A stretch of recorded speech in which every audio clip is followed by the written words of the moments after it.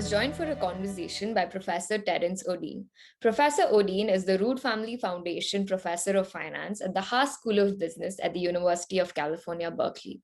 He is also the member of the Journal of Investment Consulting Editorial Advisory Board and is a Wall Street Journal expert panelist.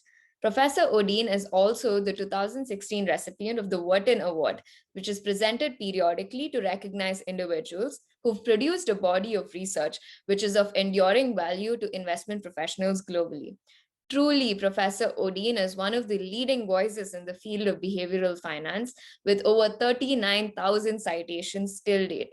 Professor Odean studied judgment and decision-making during his undergraduate studies here at UC Berkeley with none other than Daniel Kahneman, the 2002 Nobel laureate in economics. Since then, his research has been focused on the behavior of individual investors, and he's published a slew of thought-provoking articles, literature, and research to push the field of behavioral finance further. And now, my conversation with Professor Terrance Odean. We're going to dive into a lot of the influence of cognitive biases and heuristics during our conversation. But I think a very interesting place to start off with is understanding how your perspective of the markets has formed and evolved over the years. Could you shed some light about some of the defining moments that shaped how you view the world and how your journey towards becoming an investment professional, academic, and educator has transpired over time? Sure. So I did not grow up thinking, oh, I'll be an economist someday or a finance professor. I thought I'd be a mathematician or a physicist. I dropped out of college in 1971, in December of my senior year. And I went back in, I think I started back at UC Berkeley as an undergraduate in 1988, so about 17 years later, planning to finish my undergraduate degree and then I hope to get a PhD in psychology. I had traded stocks quite a bit before I went back to school, but not in any educated or academically informed way or really informed way at all. Mm-hmm. I just did what people were doing around me. I think that served me well when later I started to do research in investor behavior, because I would reflect back on how I had behaved and how I had felt emotionally. Mm-hmm. And often I thought, I'm sure a lot of people are doing the same thing. So I was hoping to get planning to get a PhD in psychology, and I had gotten to know Daniel Kahneman, who was teaching at UC Berkeley at the time. And I asked him if I could discuss grad school with him, and he invited me over to his house one Saturday morning. And in the course of probably a couple of hours, he convinced me that instead of getting a PhD in psychology, I should get a PhD in finance. And that's what I ended up doing. And my intent was to apply, behavioral decision theory, the sort of research that he and Amos Tversky had done to finance. And at the time, academic finance, almost all the models were pretty much grounded in the assumption that people are hyper-rational when it comes to money, or that those who are not hyper-rational just behave randomly and don't affect markets. So I was, my view of the world was different than that. And it was also, informed both by obviously my own experience, but also from what I'd learned from Danny Kahneman. And I thought, no, people not only don't usually behave in this very tight, rational way that economists had assumed, but also their departures aren't random. They tend to be systematic. There are systematic biases that we have when we make decisions. Right. I think economics is wedded to a very distorted view of human behavior. traditional economics teaches us that we humans are rational, utility maximizing beings who update their beliefs using the Bayes theorem. And we somehow always end up choosing the most optimal choice or decision possible. Clearly, very early on, we as human beings learn that is simply not true. We do make mistakes, we do make suboptimal choices. And sometimes or more often than not, we do take decisions driven by emotions rather than rationale. Why do you think this notion of being human has not been completely agreed upon and digested by the traditional economic setting? Well, I'm not an expert on the history of economics, but my understanding is that economists had often recognized that people were not hyper-rational.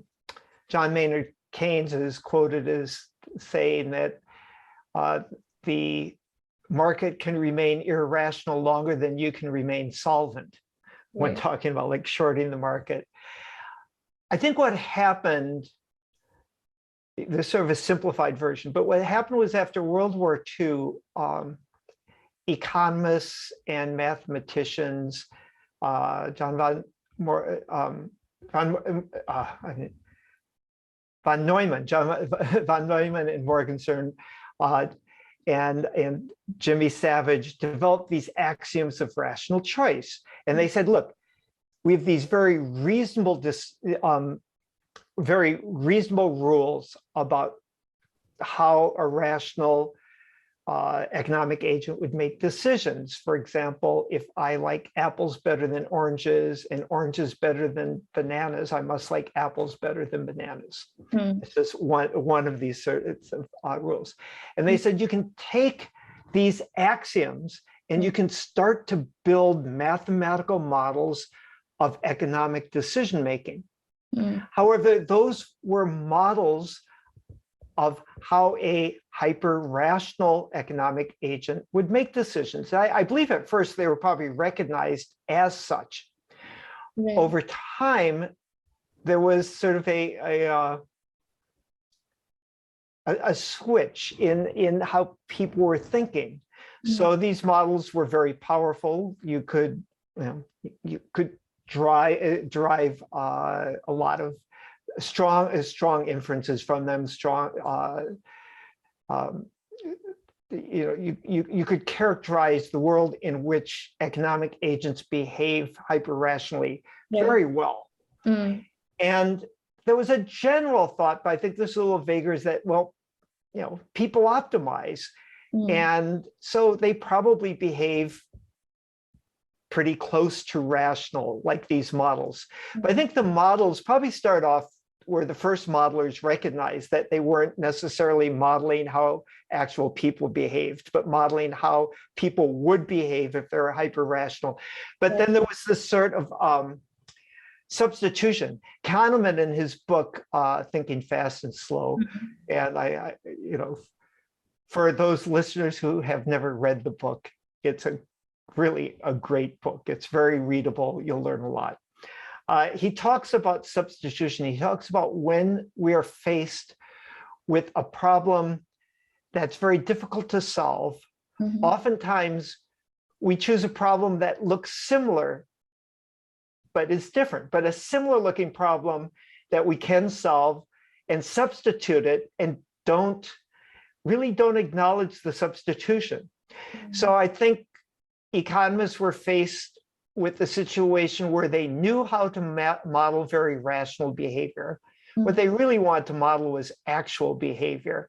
But they did the substitution where they started to think of very rational behavior as close enough to actual behavior.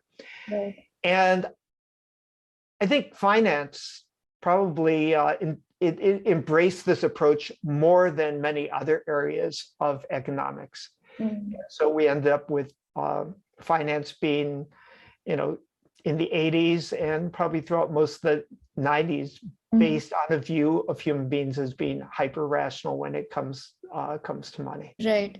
And you mentioned Daniel Kahneman, one of the most seminal figures in the field of psychology and behavioral finance, and also someone who played a very important role in your life in determining the path of your career. He, in his book, Thinking Fast and Slow, he talks about the marvels and flaws of intuition. Specifically, he delves into the two modes of thinking, system one and system two. System one being the intuitive or fast way of thinking, and system two being the deep, thoughtful, and critical way of thinking. Could you explain a little bit in your own words what these two modes of thinking are and how you've noticed in your personal research the influence of these two modes on financial decision making? So as Kahneman described, and he says this isn't necessarily how the mechanism works in human brains, but effectively, there are two ways that we tend to make decisions. As you mentioned, one of them is fast and intuitive, and that can be very useful in situations where you need a quick reaction. But there are situations where your first thought, that gut reaction, is not necessarily the best reaction, and we need some, what you might call cognitive reflection. It's better to stop and think it through, to reflect on, but is that really right? Is that really how things go? I think in a lot of areas, that's important. And I think for investors, I believe a lot of investors react in what you might call a system one way. They read about something and they say, oh, God, that stock sounds great. I'm going to buy it. Right. Now, a more reflective approach would say something like, that company sounds great. I wonder if it's a good buy at that price, because a bad company can be a very good buy at a low price, and a really good company might be not such a good investment at too high of a price. So before you decide I'm going to buy, you should be reflecting both on is it a good company and is it the right price? But I think people say, I'm going to buy it.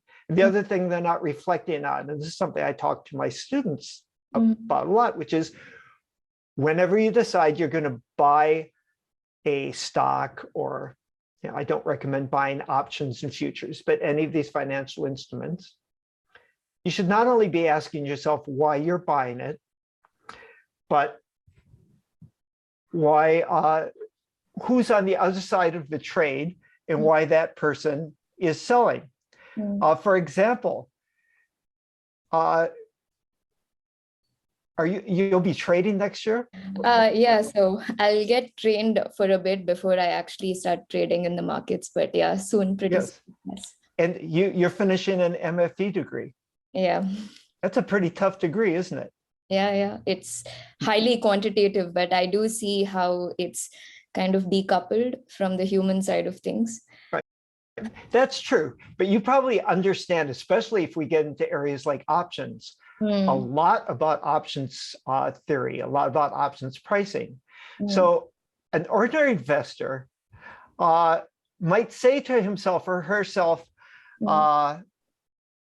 well, when I place this trade, is Parthana on the other side of it, because she's got a lot more education than I do, and she's got more time to study this. In other words, I think one of the areas where people don't reflect enough is to say to themselves, who is on the other side of the trade? And why do I think I know more than this person? Because in the US, very likely the person on the other side of the trade is a professional. I mean, actually, if you're trading common stocks, almost certainly it's a computer run by Citadel or Virtu or Two Sigma by a wholesaler, and they're making money. So you have to ask yourself, well, you have to say, just they're making money trading against people like me. What makes me different than the ones that are that they're paying for the opportunity to trade with. Right, right. This reminds me of a quote by Daniel Kahneman. He said that we are blind to our blindness. We have very little idea of how little we know, and we are not designed to know how little we know. And I guess, you touched upon how we are all subject to cognitive biases. But one of your earliest works was based on the impact of overconfidence on a trader's decision making, a professional investor's decision making. Specifically, you dived into and studied how the effects of overconfidence impacts traders, strategic trading insiders, and market makers, and how this could be a very costly impact. Could you unpack some of the findings from this paper? And do you think the results are still applicable almost 15, 20 years later? Sure. So actually, I was looking at it. I ended up writing several papers about overconfidence. And while my first theory paper also looked at, as you say, potentially institutional investors or informed investors, I've also looked a lot at how overconfidence would affect retail investors. Right. And I think the way it does is sort of captured in the title of a paper that my co-author and good friend Brad Barber and I wrote, which was called "The Courage of Misguided Convictions." And our idea was this, that overconfidence, it gives you the courage to act on your impulses, Mm-hmm. even though maybe you shouldn't be acting on those impulses. It's the thing that gets you to go ahead and trade based on that system-wide quick reaction, system one, quick reaction, rather than pausing and reflecting. That's the one where it says, oh, I read about this stock on Reddit today, I'm going to buy it, before saying, well, are there any reasons that I shouldn't be buying it? Yeah. Is there another point of view? So for individuals, I think overconfidence leads to more active trading than you would see otherwise, more speculative trading. And I'd like to make a distinction here between speculation and active trading and buy and hold investing for the long run, like for retirement. I think, I'm not talking here about someone who buys a Vanguard or Fidelity or Schwab S&P 500 or all market index fund and holds it for 30 years. That's a different issue.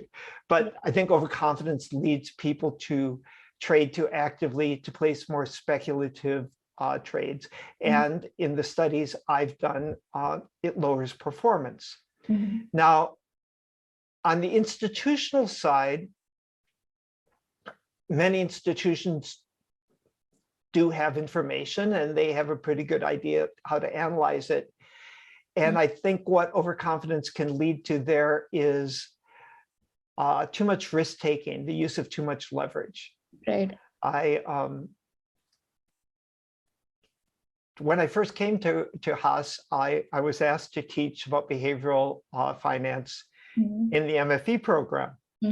And I was surprised because I didn't think that the Masters of Financial Engineering, the MFE program that you're in. And I didn't think the students would be interested in it, but it turns out they were. And one of the messages I wanted to give was, don't get overconfident and start taking very large risks. And I pointed to examples. I think long-term capital management, which was one of the first big and perhaps most famous hedge funds, certainly 20 years ago, had just collapsed.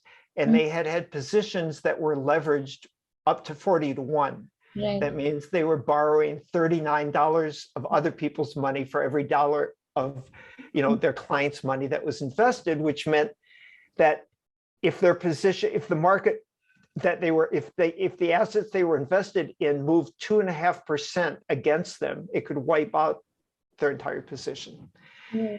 And they did go out of business. And in the long run, most of their positions were profitable. Yeah. So they weren't wrong in their analysis, but they took too much leverage, too much risk. Right. I have a paper with my co-author Simone Gervais called Learning to be Overconfident. And we basically argue that people who are successful often have more skill, but not as much skill as they think, because when we're successful, we tend to attribute our success to ourselves and our own ability. And when we fail, we blame bad luck in other people. And so successful people become overconfident. And when I used to present that paper, I would quip that I wouldn't want to give my money to a young hedge fund manager who had never had a bad year, because he's convinced he's a genius. And he's probably pretty smart, but not as smart as he thinks he is. Right. And this, you often quote Benjamin Graham, who said, the investor's chief problem, even his worst enemy, is likely to be himself. And, that's what the events of long-term capital management really run by one of the leading people in the industry at that time. It still collapsed at the end, and this highlights a very key issue that, the biases and heuristics we possess, it actually enables us to perceive this multi-dimensional complex world we live in a simpler way. It allows us to operate. So what this also leads us is, while it simplifies the world for us, we only live and view the world in a very tinted way. And this tint is kind of built up by our past experiences and perceptions, like you pointed out. But even the fathers of behavioral finance, like Kahneman and Tversky, have admitted that even though they, actually wrote so many papers about having identified these biases that flood our worldview, it's not prevented them from falling trapped to the same biases in their lives. So I think it's a winded way of me asking, how do we protect ourselves from ourselves? Good question. And you're right. I took Danny Kahneman's course on judgment decision making when I was an undergraduate. I still remember one of the things he said, which was, Amos and I have identified many of these biases, and yet I fall prey to them every day. So just knowing it's there does not give you immunity. Now, for investors, there are some simple things you can do. You can say, oh, I'm going to buy and hold a low-cost, well-diversified index fund. It's not perfect, but it will protect me from myself. That would be one way to go. Now, I realize many of your listeners are going to say, but that's no fun. And I agree. It's not particularly fun. And also, if you then listen to the rest of my advice, where I'd say, and check your portfolio maybe once a year, don't look every day. And they say, well, that's really no fun. So my advice there would be, okay, if the money that you're investing is intended to support you in retirement, put it in a well-diversified buy and hold portfolio. And if you can afford to take some money that you want to play with and entertain yourself with, that's fine. But make that a different little mental pool of money. Like you might say, okay, I'll put 90% of my money in a long-term,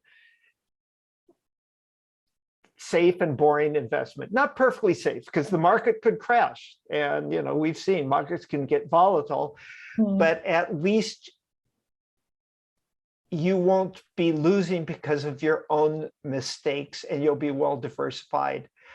And then take some money, maybe 10%, if that's what you can reasonably afford, and let that be your fund money.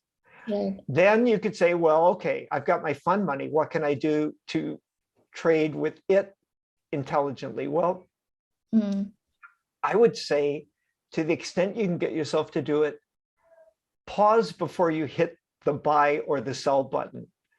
Do a little cognitive reflection. Try to kick system 2 in. And even admit to yourself what you don't know. I mean, you may still want to trade. That's fine. But acknowledge how you could be wrong. And that all those people that you've been listening to on Reddit, Mm-hmm. they're all saying the same thing, but there's another opinion out there in the world, and Mm-hmm. you know, Right. just acknowledge your limitations. But mostly I'd say don't use active trading as your path towards retirement savings. Right. Right. Right. And you bring up a very interesting point. You slightly touched upon how social media, Reddit, channels like this have an impact on the decisions we make. Organizations all around the world are competing with each other for a very valuable finite commodity, that's our attention. And the organizations who are really successful, they have a very high ratio of the attention that we give them. So in given this setting where most of our decisions, more than we'd like to admit, is influenced by the news we listen to, and by the papers we read, by the Instagram posts we see, how can we actually regulate this? How can we be more thoughtful about this? I think you touch upon this on a really nice paper of yours, which I personally enjoyed. It's about mediating investor attention. And I thought it's an excellent topic, especially in the current world we live in, where, having giving attention to something is really valuable, because it's going to influence a lot of our choices. So could you unpack some of the findings from this paper? Sure. What we talk about in that paper is how attention is influenced by the media, by where information, that basically what we're saying is it's not just the information that affects investors, it's where the information is and when it's there. Right. And there's an example, Gur Huberman at Columbia and his co-author wrote a paper about 20 years ago about a company called Entramed. Entramed was doing bio research on cancer, and they had what was at the time a promising looking approach. And Nature, the journal Nature, which is a very prestigious journal, published an article where they talked about this possible approach to dealing with cancer and mentioned that Entramed owns some of the rights.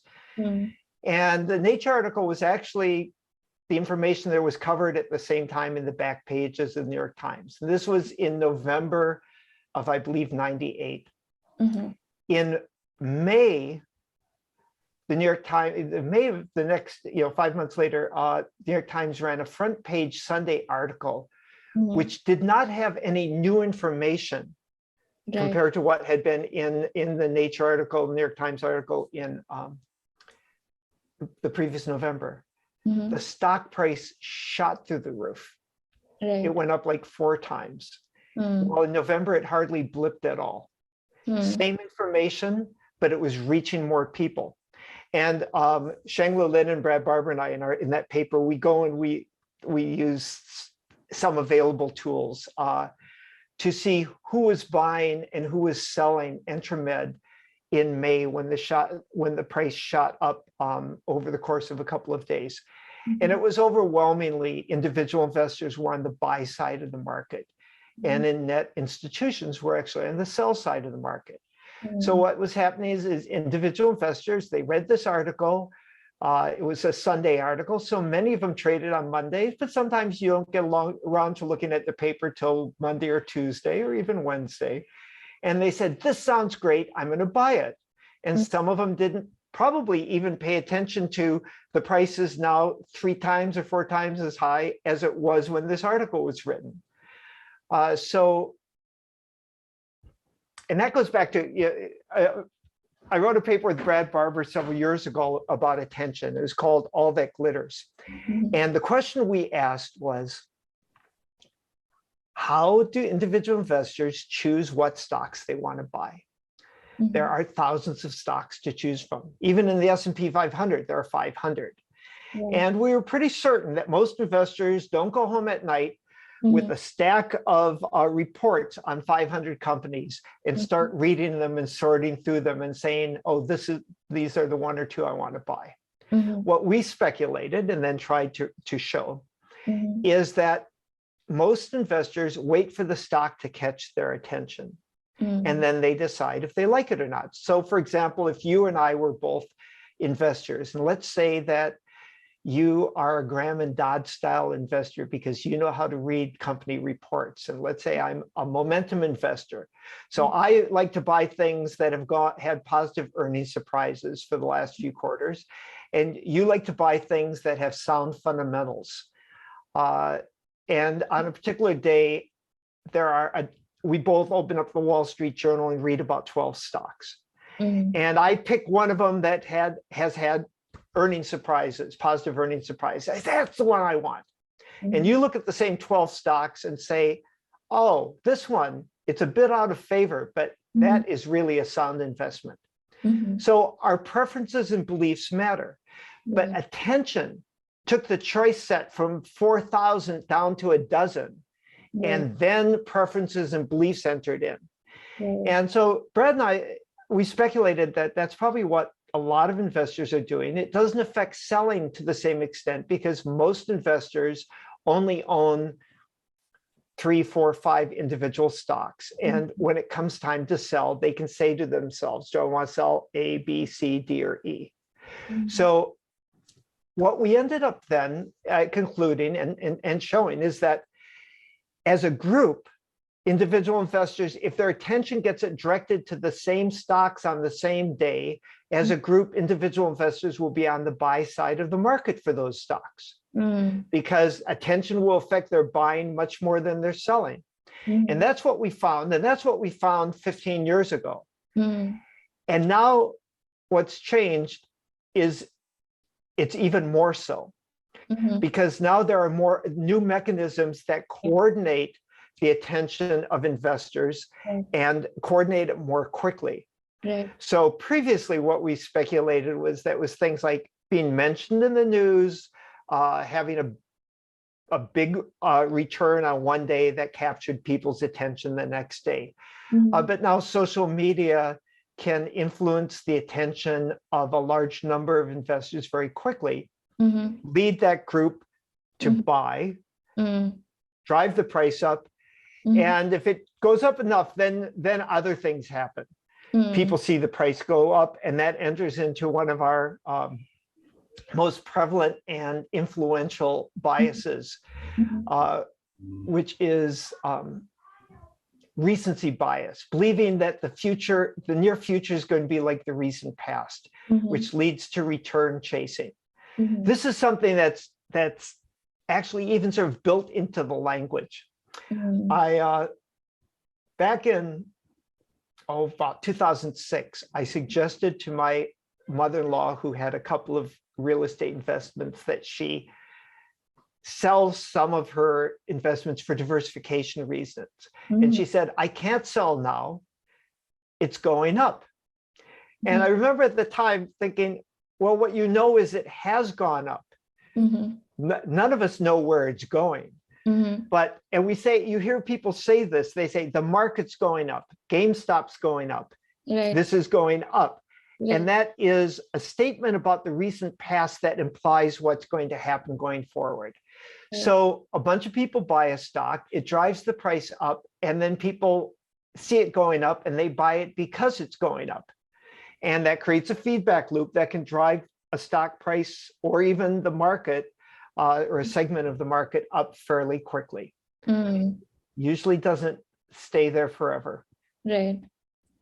And you speak about the GameStop mania, and it reminds me of how there was this period of this entire meme stock mania that unraveled, and it was pretty remarkable because we saw that small players, like you mentioned, through a systematic effort or because of higher amount of synchronization enabled by social media, they managed to mimic the market impact of a big whale, of one of a big of like a big hedge fund.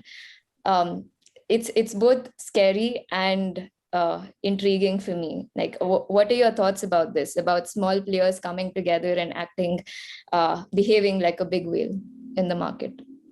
Well, I was also impressed by the market impact they had.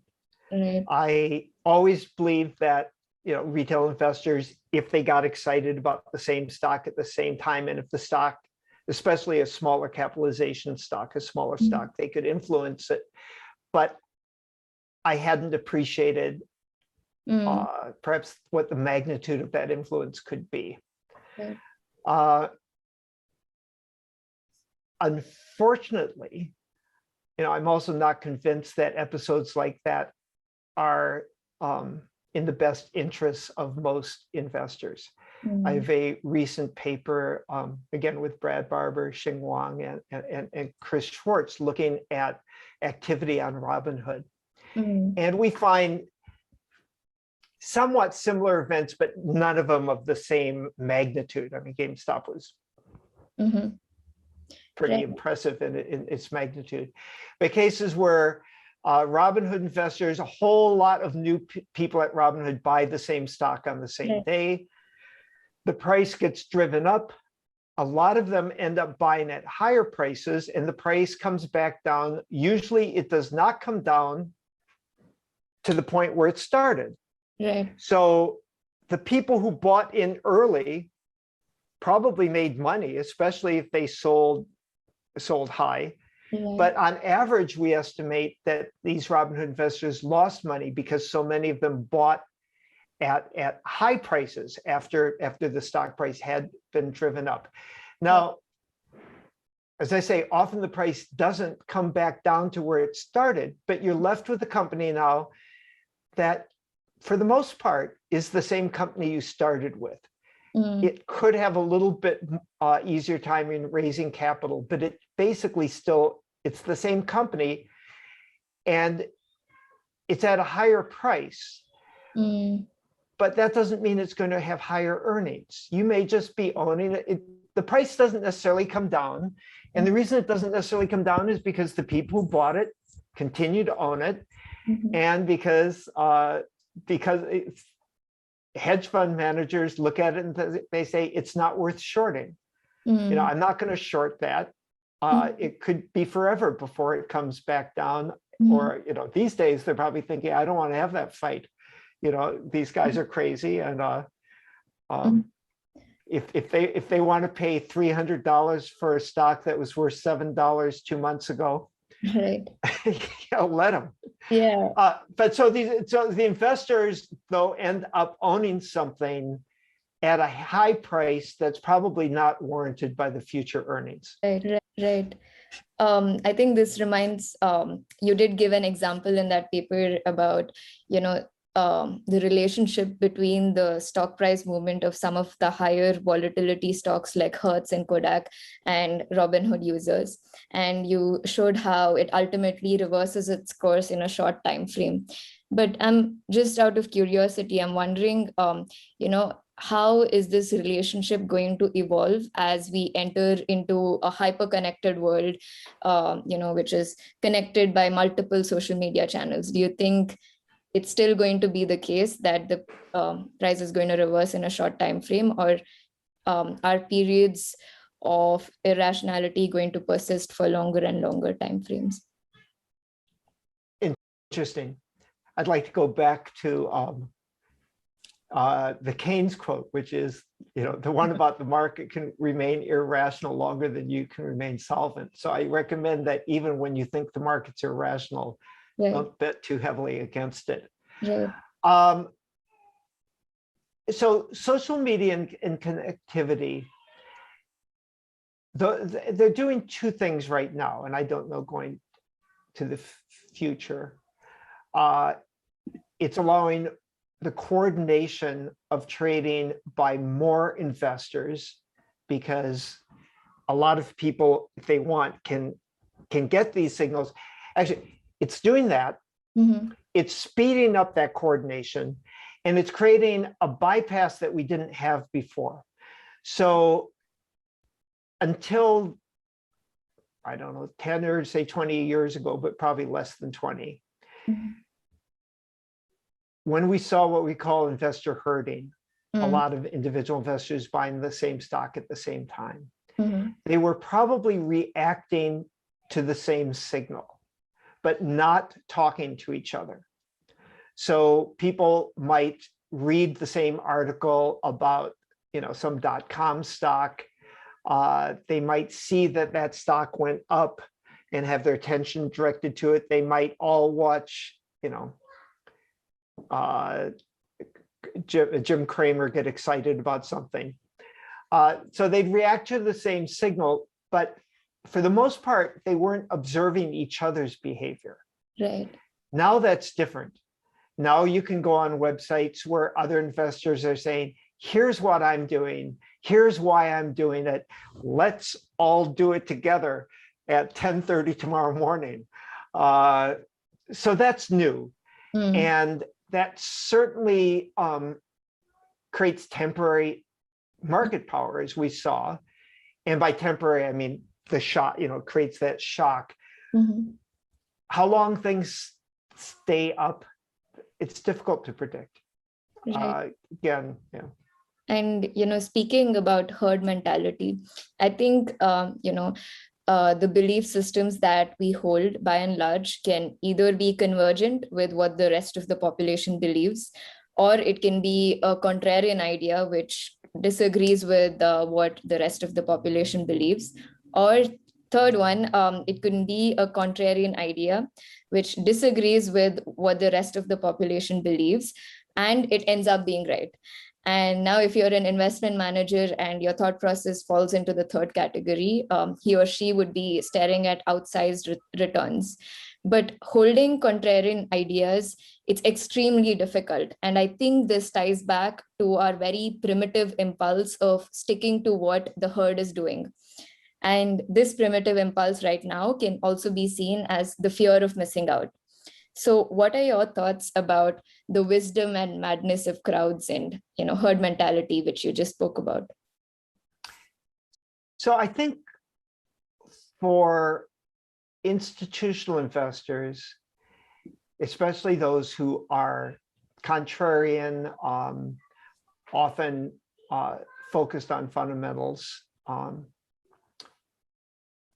for them, it's not so much the fear of missing out as that you have to be patient and you have to hope your clients are patient. And it's the second one that's tough. Okay. So you can be right. But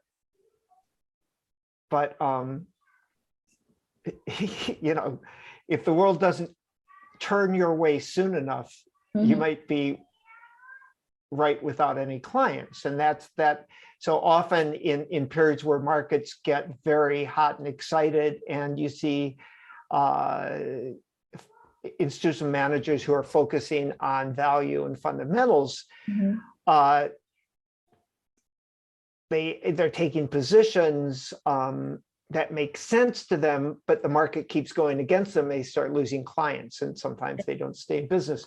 There's a story from 1999, and when we had the .com bubble, about two hedge funds. Julian Robertson had a fund called the Tiger Fund, and Stanley Druckenmiller was running one of George Soros's flagship fund. Julian Robertson, in the summer of 1999, stated publicly that he thought high-tech stocks and NASDAQ stocks were overvalued, and he basically got out of those positions. Stanley Druckenmiller bought into them. So he loaded up more of his portfolio in the high-tech stocks. Julian Robertson got out of them. Julian Robertson, he was having redemptions. His clients were saying, I want my money back. What are you doing? The market is up 45% or something. NASDAQ was up like a huge amount, and I'm not getting any of it. My next door neighbor, he's getting rich. What about me? And he decided to close his fund in March of 2000, right before the market turned in his direction. Stanley Druckenmiller, meanwhile, stayed in, but he stayed in too long, and the market crashed, and his fund lost a fair amount. And he was quoted in the New York Times as saying, "We knew the market was overvalued, We thought it was the 8th inning. It turns out it was the 9th, a baseball reference. We thought the party wasn't quite over yet. It ended a little sooner than we expected. And he ended up quitting his job at the fund. Now, both of these guys are extremely rich, so you don't have to feel sorry for them. But my point is, two very experienced, very smart guys had essentially the same beliefs about the fundamentals, but took different strategies. One of them said, I'm going to go with the fundamentals and things are going to turn. The other one said, I'm going to ride the wave of irrationality and hope I get out on time. Right. It's a tough proposition either way. Right. It also touches upon the greater fools theory, right, which a lot of people were betting on during the whole GameStop mania, I guess. But what this shows us is, even professional investors, when they take decisions, it's not purely because of quantitative and qualitative analysis, but it can also come from a place where, they just want to feel better about themselves when making the decision. And you really beautifully detail this in your paper where you talk about the stock repurchasing bias of mutual funds. I thought that was very interesting about how even professional investors can fall into these cognitive traps. So could you dive deeper into some of the biases that you noted amongst these professional investors, and also follow it up with some recommendation of how we can curb this as professional managers? Sure. So that particular paper, we look at mutual fund managers, and we find that a mutual fund manager who has sold a stock is more likely to buy it again if he sold it for a profit the first time. And basically we think it just comes down to, as he said, to some extent, basic human feeling. I did something before, it worked out well, I think I'll do it again. I don't want to go back to the stock where I lost money before. And it's sort of interesting because we can look and see that even when he moves to another fund, that tendency still doesn't like going back to the stocks that he lost money on previously. And we found the same thing in another paper for retail investors. They tend to do the same thing. Another bias that I in investor behavior that I documented in one of the papers I wrote as part of my dissertation when I was a student at Haas, looked at the disposition effect, which is the tendency to hold onto your winners, to sell your winners and hold on to your losers. Mm-hmm. Now, that runs contrary to what's optimal tax behavior, where you should postpone capital gains tax and harvest losses. But it makes a lot of psychological sense. When you sell something for gain, you feel good. It's like, yeah, I won on that one. Mm-hmm. And when you sell for a loss, it's like, it hurts. You feel bad. I wish I'd never bought it, and now I'm selling it for a loss. Mm-hmm. If you continue to own it, you can say, it'll come back. It's not over yet. Mm-hmm. And so I found that retail investors did this. And this is one of the cases where my previous experience as an amateur trader paid off, because I read about the disposition effect, this idea that people sell their winners, hold on their losers, in a paper by Hirsch Schuffrin and Meyer Statman. And I thought, oh, well, that's exactly what I used to do. I'm sure most people do this. Mm-hmm. And I actually went and pursued data on the trading of retail investors just to test that theory.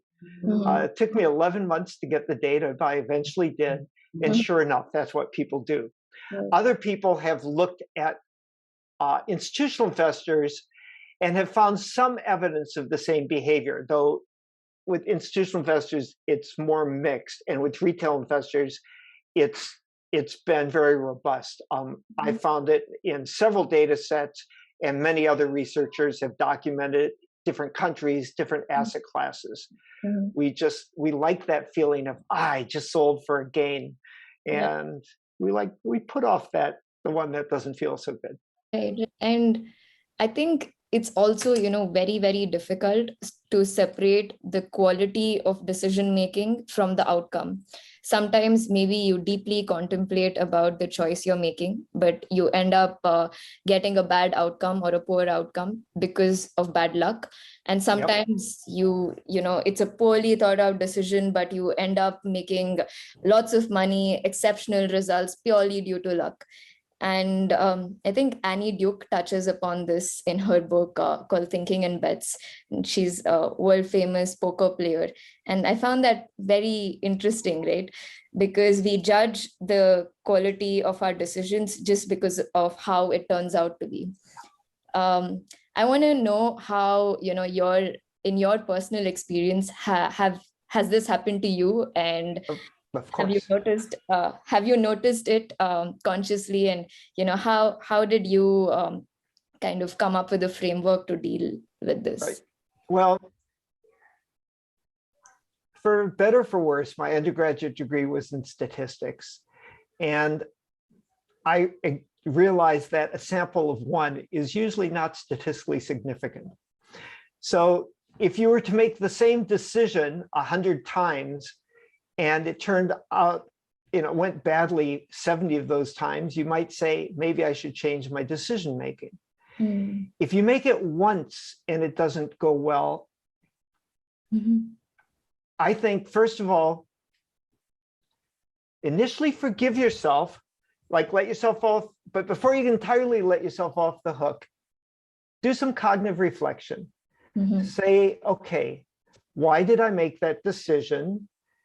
How did I arrive at it? And is there anything I can learn for the future about how I made that decision? Maybe that was the best decision I could make at the time, but it didn't work out. And maybe that was bad luck, but maybe there were aspects of the decision that I ignored. And I think that's probably the most common, one of the common systematic mistakes, which is you have complex decisions and you focus on certain aspects of them. So you might, before totally forgiving yourself, you might say, when I made that decision, were there relevant aspects or relevant information that I ignored because I was focused on something? So, I tell my students when they become managers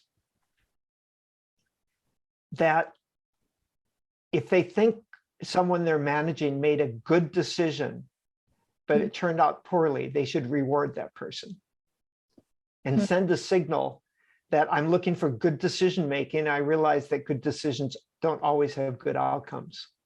Now, if you actually, you will encounter incredible hostility if you reprimand someone for a bad decision that worked out well. Because though the decision was bad, you'll get a response like, in my gut, I knew it was right. Yeah, the facts were against me, but I knew that was going to work out. And that's what people tell themselves. So it's a very difficult problem because we take these small samples and we judge on outcomes. Right. And that can lead to bad learning. Yeah. So I'd say, see what you can learn about it. And if you decide I made a good decision and it just didn't turn out well, let go of it.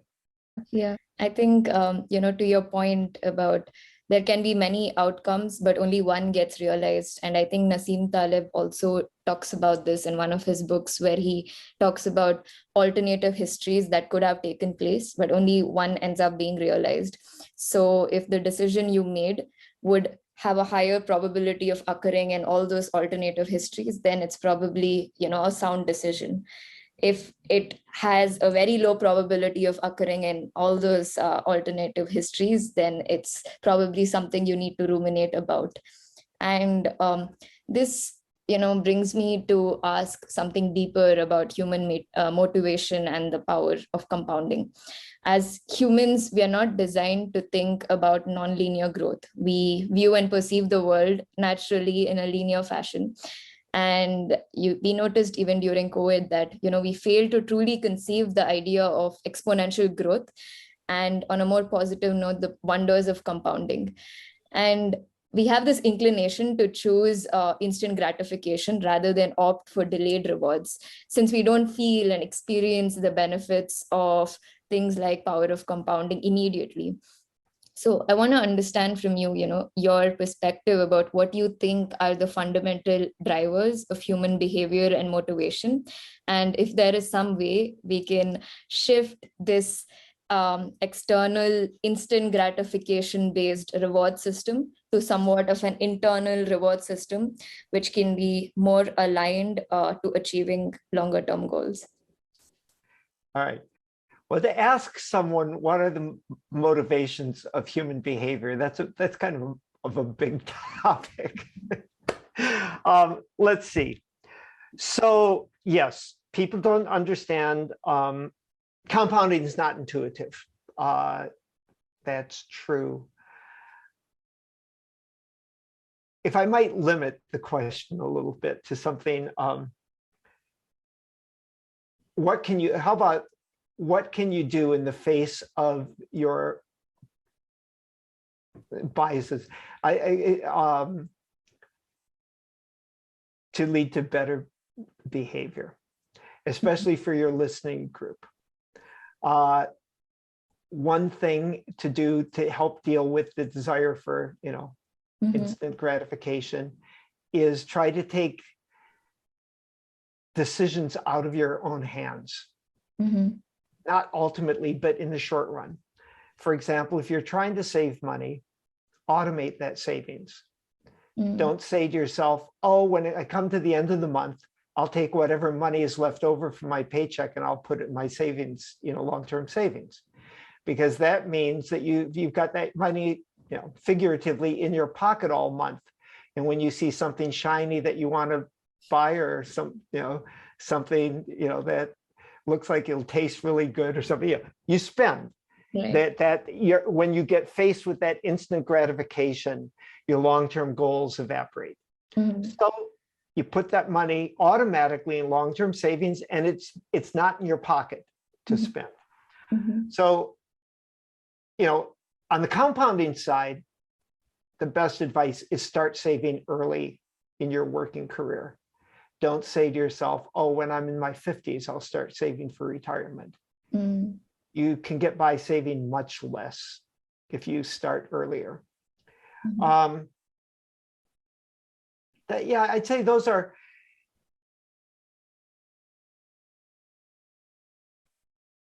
avoiding temptation is probably setting up your life to avoid temptation is probably easier than developing superhuman willpower. At least in my experience. Right. Turn compounding to your own advantage by starting to save early. On the advice side, though, remember that I think two things are true. Most of us want to save enough so that we're comfortable in our old age and that we don't, live in fear or poverty in old age. But for most of us, the goal in life is not simply to make it to old age with enough money to live and die on. So take some risks while you're young. They don't have to be financial risks, though they might be. But, I think it's both important to start saving, to automate saving, to think about retirement, but it's also important to take some risks and have some fun. Right. And, just to paraphrase what you said about automating some of the decisions, I think the way I see it is we have different ways of thinking, going back to system 1 and system 2. And maybe sit down, contemplate, tap into your system 2 side of thinking, deeply ruminate about what would be a good way or an optimal way of going about things. And don't trust your future self to do that. Do that right now. Set things up right now so that it makes it easier for the future self. Because, we usually end up overestimating what the future versions of ourselves can do. This ties back to when we procrastinate. We just assume that the future version can end up doing things much faster than we currently can. When we leave things like savings to a much later stage in our lives, we are basically postponing decisions which can be taken right now. And I guess one fix to that is using your system 2 right now when you have more time, contemplating about it deeply, rather than being very reactionary and using your system 1 at the moment. So that's how I view it, I guess.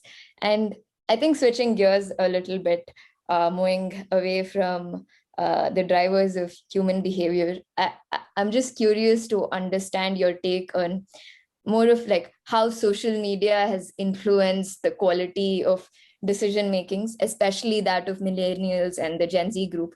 We grew up in an era of rapid technological progress. I remember when I was a kid, that's when the flip phones had just come out, but now we have like the most advanced iPhones in our pockets, which can do almost anything, and it's replaced so many devices already. So things like this comes with benefits and costs. While access to information has never been easier, sometimes too much information can cloud a person's judgment. So what's your take on this? So I see downsides, unfortunately, to both too much information and too much simplicity. Let me start with simplicity. We talk about this, my co-authors and I talk about this in our paper on Robinhood. Robinhood has a very appealing, simple interface on its phone for placing trades. There's not a lot of information displayed, and most of it is quite understandable. Like there'll be a list of the stocks that are up the most that day, or there'll be a list of the stock or that move the most that day. There'll be a list of the stocks that the most Robinhood users are owning or buying. So the lists are easy to understand.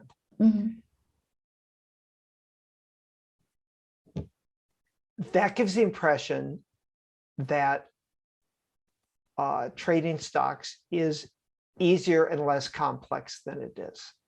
And I think that leads, especially some novice investors, to trade more than they would have otherwise, speculate more than they would have, and is not necessarily in their best, is probably not in their best interest. And I'm not talking, obviously, people can make well-informed decisions that they want to trade a lot, but I do think it gives you the feeling of, oh, this is like a game. And that's the gamification side. It feels like a video game. It's nice, it's sleek, it's simple. I opened up a Robinhood account when we started to write the paper just to have the experience. I was first of all surprised that I transferred $500 into my account. I thought I would get a message that says, in 3 or 4 days, when your bank transfer clears, you can start trading. But instead I was told, oh, you can start trading right now. I placed a small trade and confetti rained down my screen. I've been told the confetti is now gone, but the SEC didn't like it. And I could see the appeal. It was so easy, and it just, it was, yay, you did a trade. That's the simplicity side. There's a problem with too much information too. And I think one of the reasons Robinhood doesn't flood people with too much information is because there's a concern that novice investors will look at all that information and say, this is confusing, maybe I shouldn't be doing it. Now you can take the investors who think they know perhaps more than they do, who now have access to all the information that you'll have at your next job, all the information institutional investors have. doesn't necessarily mean they can make as good of a decision. Most of them won't have a master's in financial engineering from Berkeley. They won't know what to do with these data. You could imagine, and the data don't always tell you what you need to know. So the market is not as random as a roulette wheel, but imagine that you had a roulette wheel and someone handed you a disk drive with the information about where that roulette wheel, where the ball landed on that roulette wheel for the entire history of that roulette wheel, the last 10,000 times the wheel was spun. Well, if that wheel was really well built and completely random, you'd have a lot of information, but you still wouldn't have a clue about what was going to happen next. Or it might be, let's say that roulette wheel does have a bit of a bias, and you could take a Berkeley MFE student and, maybe throw in a computer science student, and you could analyze that data, and you still wouldn't know where the ball would come up next, but you could get a statistical edge, which is often what institutional traders have. They know that not every trade they make is going to pay off, but they also know that more of them are going to turn out well than badly. But the individual with all that data isn't going to be able to do anything. He just thinks he knows a lot. Thinks, oh, I've got all this data. I must know something. Maybe you know something, but you don't know what's going to happen to that stock. It takes, and I'm not saying you can't learn, but it takes work to learn. If you want to study the market and actually play with the professionals, you have to learn what some of them know. And if that appeals to you as a trader, that's fine. Chances are you're going to take a few lumps in the learning process and lose a bit here and there.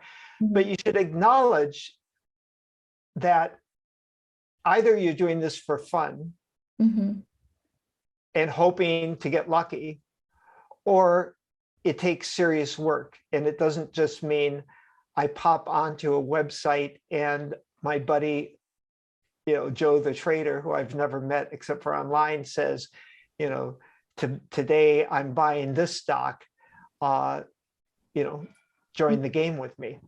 Right. I think, this provides a nice segue to talk about the role of individual investors in the financial markets. I actually wanted to read an excerpt from your paper, Systematic Noise, mainly because I think it really summarizes well some of the biases that we discussed in this conversation. So just to pull that out, you in your paper, you noted that psychologically motivated trading behavior may account for much of the correlation in the individual investor buying and selling. Investors tend to buy stocks with strong past returns, which is consistent with the representative heuristic. Investors tend to sell stocks with strong past returns, which is consistent with the disposition effect. And investors buy stocks with high abnormal trading volume, which is consistent with the theory that due to limited attention, individual investors are likely to be net buyers of attention-grabbing stocks. I think this taps into most of the concepts we spoke about during our conversation here. But just to get some final comments from you about what do you think about these noise traders? How do you view them? And how can they stop making these common investment mistakes? Well, it's easy to stop making common investment mistakes, which is stop actively trading. Again, people can buy and hold low-cost, well-diversified index funds. Again, I'm not saying those are perfect investments, but they tend to be good investments where you will have some market risk and you won't be tempted. Won't be tempted to make a lot of mistakes. The influence of investors actually varies with markets, and it varies over time. There's certainly been periods, in fact, part of what is surprising with GameStop and some of the similar events was that we saw individual investors, and you can clearly identify at least many of these were individuals and they were having a substantial effect in the market. Now, I can't say, I do not know whether all those posts were made by individuals or some of them by institutions masquerading as individuals. I have no idea. Mm-hmm. There are other markets where individuals have traditionally had more influence. India is one of them. Mm-hmm. China is also, where you see the effect of popular sentiment really move markets a lot. And that leads to a lot of volatility and a lot of redistribution of wealth that isn't necessarily socially beneficial. In other words, if you have one individual lose a bunch of money and another one make a bunch of money, that doesn't leave society better off. You know, society benefits from investors investing their savings in companies that invest that money in producing goods that people then buy, and you build the economy. A lot of speculation in markets, it just, I tell you, one of the big effects is it makes brokerage firms and high frequency trading firms very wealthy. These are, how does Robinhood make its money? Robinhood makes its money by selling order flow to high frequency trading firms like Citadel and Virtu and Two Sigma. So Robinhood is taking your trades and they're saying, who wants to pay me the most for the opportunity to be on the opposite side of this trade? And they sell that. Now, you got to ask yourself, why is someone paying for the opportunity to be on the other side of a trade with me? Are they about to go out of business because I'm so smart? Probably not. These companies are making a lot of money. So the act of trading, yes, it provides some entertainment, and that's fine. If you want to say it's a substitute for other forms of gambling, I'm not a big fan, but it's, that's okay. But it does create instability in some markets, more so not, the US doesn't suffer as much from that because we have a lot of institutional money that is focused on fundamentals. But I think the influence and involvement of retail investors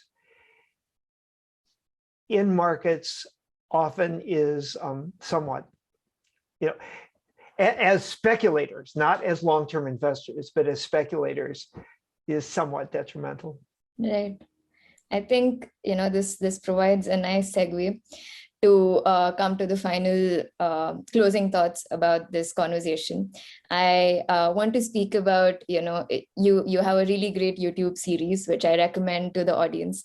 It's about making smart financial decisions, and you go over a great depth in your series, and I recommend everyone to see it.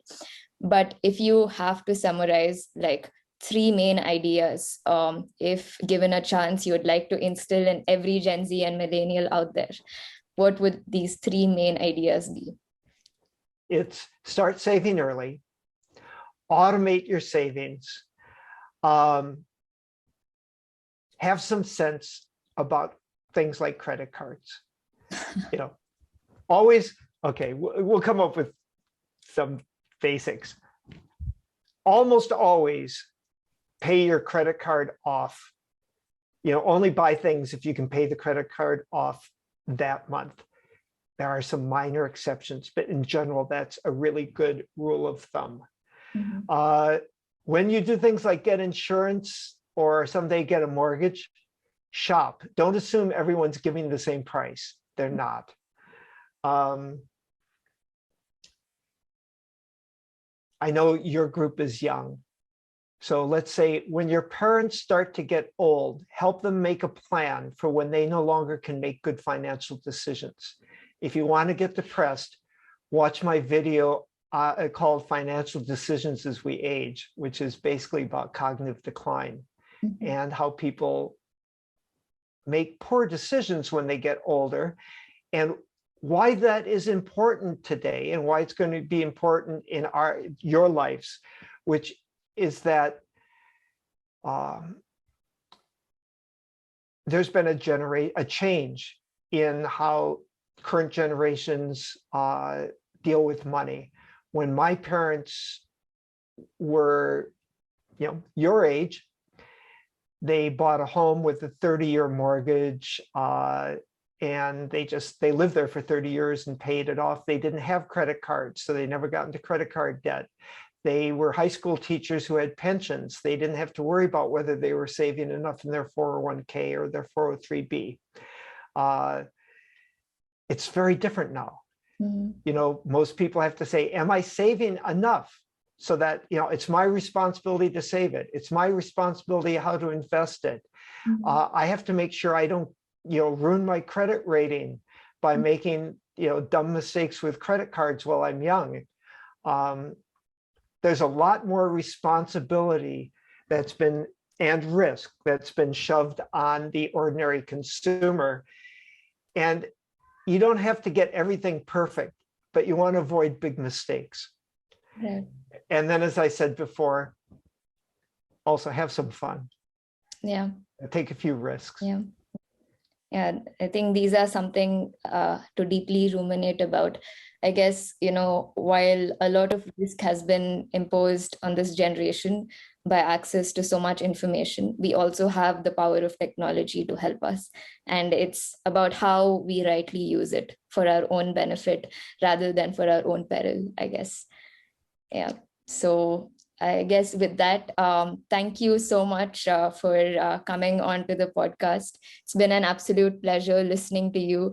I guess sometimes, going into some questions which are hard to answer, just philosophically speaking, because as humans, we don't understand ourselves deeply enough yet. But thank you so much for sharing your thoughts with us. It's been really, really educational. Thanks for inviting me. Thank you. Bye-bye now.